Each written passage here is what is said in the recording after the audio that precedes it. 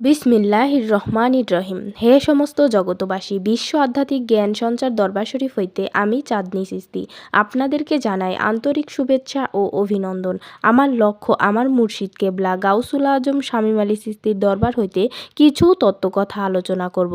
আজকের আলোচনাটি হলো পৃথিবীর সৃষ্টির শুরুতে আল্লাহ কাহার রূপ ধরেছিলেন, এ বিষয়টি নিয়ে আজকে ছোট্ট কিছু আলোচনা। এই জিনিসটা যদি আমরা বুঝতে পারি তাহলে কিন্তু আমরা সহজেই বলে ফেলব না যে আল্লাহ নিরাকার, আল্লাহকে দেখা যায় না। এমন কথা আমরা আর বলবো না, কারণ সেটা না বলার মধ্যে সেই জ্ঞানটা আমার লাগবে। যেহেতু আমরা ধরেই বলে ফেলি আল্লাহ নিরাকার। খালাকাল ইনসানি আদাম আলী সুরাতিহি, যে মানব সুরতে আল্লাহও আছে, তাহলে আমি বলবো যারা এমন কথা বলে যে আল্লাহর আকার নেই, তাদের জন্য আজকের এই আলোচনাটি। এখন আপনাদের সামনে যে আলোচনাটি করব সেই আলোচনাটি দেখেন। আলিফ, একসময় কিন্তু আলিফ থাকে না। আলিফের যে রূপ, এই রূপটা কিন্তু থাকে না। তখন আল্লাহ কিসের রূপে রূপান্তরিত হয়, কিসের রূপ ধারণ করে? আল্লাহ তখন সেই রূপটি ধারণ করে যে আলিফের মাথা যদি বাঁকা করা হয়, সেই আলিফ কিন্তু আলিফ থাকে না, সেটা কিন্তু মিমে পরিণত হয়। সুবাহান আল্লাহ। আর বলে ফেলি নিরাকার শব্দের অর্থ নাই, কোনো আকার নেই। তাহলে আজকে যদি আমি সৃষ্টির গোড়াতে যাই, সৃষ্টিরও আগে দেখা যায় আল্লাহ কোন রূপে ছিলেন। যেমন একটি গ্রন্থে বলা হয়েছে, সৃষ্টিরও আগে পরোয়ারে মানুষ, মানুষের রূপ নেওয়ার পরে ফেরেশতারা যাইতে নারে, মানুষ তথা গিয়াছে রে। মানুষের সঙ্গ লইয়া পৃথিবীতে জন্ম হইয়া, খেলতে হইল মানুষ লইয়া। জাত বিনে কি জাত বাসে? তাহলে এই যে একটি কথা, যে আল্লাহ কি বলেছে, তোমরা যদি আমাকে বলো আমার আকার নেই, আর আমি কি বলেছি, কুলহু আল্লাহু আহাদ আল্লাহুস সামাদ। আল্লাহ বলতেছে আমি স্বয়ং সম্পূর্ণ, আমার কোনো কিছুরই অভাব নেই। সামাদ শব্দে আল্লাহর কোনো কিছুরই অভাব নেই, তিনি অভাবহীন, তিনি স্বয়ং সম্পূর্ণ।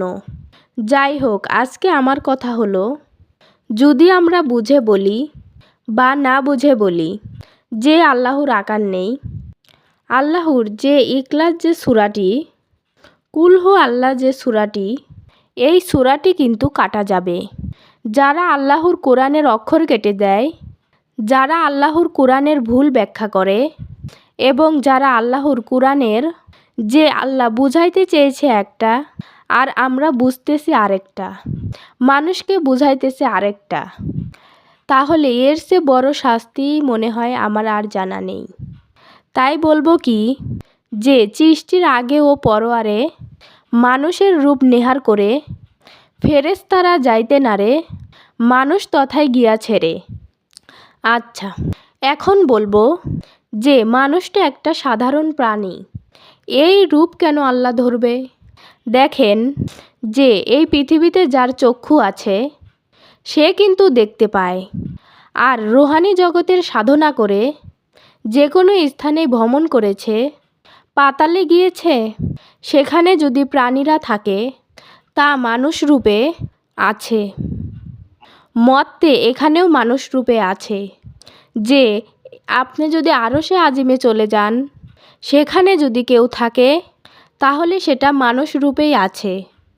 আর আল্লাহ স্বয়ং সম্পূর্ণ সর্বময় বিরাজিত, তিনিও যে আছেন, তিনিও কিন্তু এরকমই আছে। তাহলে মিমে যদি আকৃতি ধারণ করে, তাহলে তার মুহাম্মদ সাল্লাল্লাহু আলাইহি সাল্লামের আকৃতি ধারণ করে। আলিফে আল্লাহ, আল্লাহ শব্দের অর্থ আলো। এখন এই আলো কিন্তু কেউ বাক্সে ভরে রাখতে পারবে না, এই আলো কিন্তু বেঁধে রাখতে পারবে না, বা বেঁধে রাখার জিনিসও নয়। তাহলে এই আলোটা প্রকাশ করে কোথায়? যেমন আমরা দেখা যায় একটা কারেন্টের লাইট যদি ফিটিং করি, এখানে কিন্তু দুই ধরনের তার লাগে, সুইচ লাগে, হোল্ডার লাগে, বাতি লাগে, এরপরে কিন্তু ফিটিং হয়। এরপরে সুইচে টিপ দিলে বাতি জ্বলে। তাহলে এক জায়গায় কারেন্ট আছে, এখানে বাতির ব্যবস্থা নেই, সুইচের ব্যবস্থা নেই, হোল্ডারের ব্যবস্থাও নেই, তারের ব্যবস্থাও নেই। তাহলে কি এটা জ্বলবে? এটা জ্বালাতে হলে কি করতে হবে? এটা জ্বালাতে হলে 5 পাঞ্জাতন লাগবে, 5টা পদার্থ লাগবে। আর একটা মানুষ কিন্তু এই 5 পদার্থেই তৈরি। তাকে বলা হয় আপ, আতশ, খাক, বাত, নূর। এই 5-এর ব্যাখ্যা বহুদূর, এত দূরে যাব না। আজকের আলোচনা সেটি হলো, দেখেন যে 5টা পদার্থে যদি মানুষ হয়, তাহলে আল্লাহ যদি মহা কারেন্ট হয়, সেই কারেন্ট কিন্তু জ্বালানো যাবে না। তখনই জ্বালানো যাবে যখন 2 ধরনের 2টা তার, একটা তার কালো আর একটা লাল। তেমনি জীব শক্তি, পরম শক্তি, এই 2টি শক্তি যখন মানুষের দেহের মধ্যে আসে, তখনই কিন্তু মানুষ শক্তি পায়, চলতে পারে, আবার ব্রেন খাটায়, বিভিন্ন কিছু করতে পারে। তাহলে আমি বলবো, এই 5 পাঞ্জাতন আর এই দেহ নিয়ে কিন্তু মানুষ দাঁড়িয়ে আছে।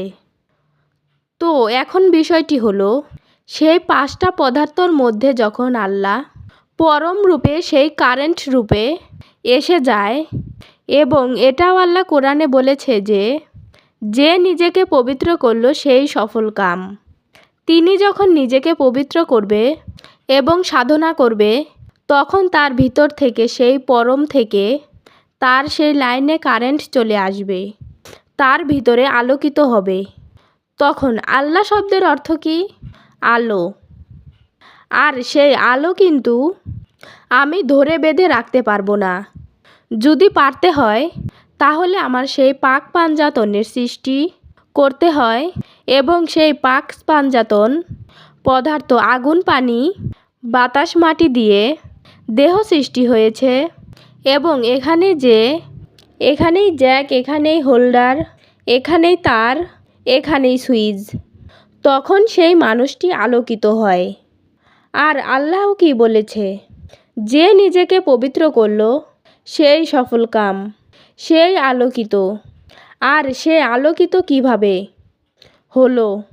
আমি আল্লাহ নিজেই পরম হয়ে, আমি আল্লাহ নিজে আমার হয়ে শক্তি নিয়ে, তখন আমি সেই 5 পাঞ্জাতনের তৈরি, সেই 5টা পদার্থের তৈরি, সেই আগুন, পানি, মাটি, নূরের তৈরি যে মানুষ, সেই মানুষই কালবে গিয়ে আমি বসি। আর সেই কালবে বসে আমি যা বলি তাই হয়। সুবাহান আল্লাহ। তবে হে সমস্ত জগতবাসী, আমি বলেছিলাম যে আলোচনাটি একটু ছোট করে বলবো। তবে যতটুকু বলা হয়েছে, আপনারা কি বুঝলেন কি না? তবে কি বুঝলেন তাও জানাবেন। সামনে কি ধরনের আলোচনা চাই। সর্বশেষ সকলের চরণে হাত রাখিয়া একটা কথাই বলতে চাই, আল্লাহ গোপনেরও গোপন। সেই গোপনকে পাইতে হলে অবশ্যই একজন কামেল মুর্শিদের কাছে যাইয়া বায়াত গ্রহণ করুন। বায়াত গ্রহণের মাধ্যমে আল্লাহকে লাভ করুন। সকলেই সুস্থ থাকবেন, ভালো থাকবেন। আল্লাহ হাফেজ।